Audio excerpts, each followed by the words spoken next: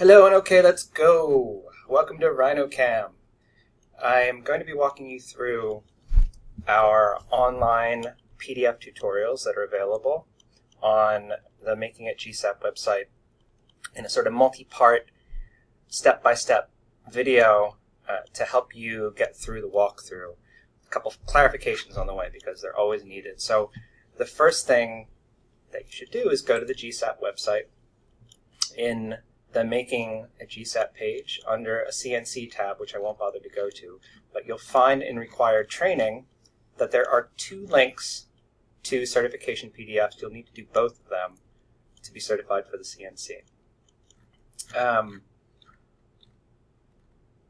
It's a very comprehensive introduction, so it introduces you to the machine as a whole, tells you what it does, about its parts, spends a little bit of time on explaining the terms that you're going to see later in the assignment.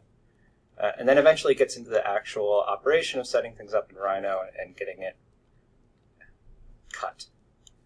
So before we go on to the next section and start the tutorial, if you open Rhino, this is normally what you'll see when you open RhinoCAM.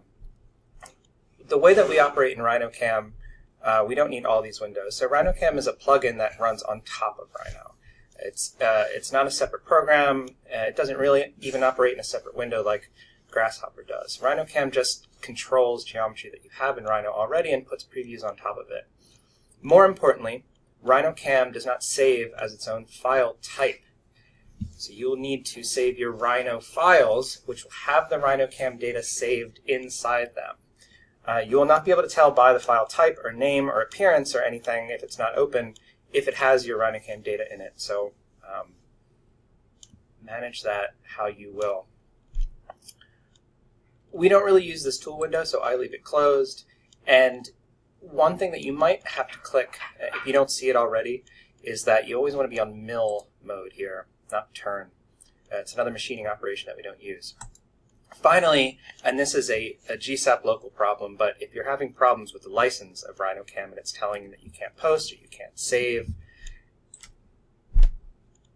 click on License in the RhinoCAM drop-down tab, and you will not get this window if it's not working correctly, but there will be a little option for you to retry. All you have to do is click Retry, which is around here, and click Close, and through the magic of GSAP IT, that is what will make it work. You'll have to periodically do that probably every time you come back from a new semester or whenever they push Windows updates. And next.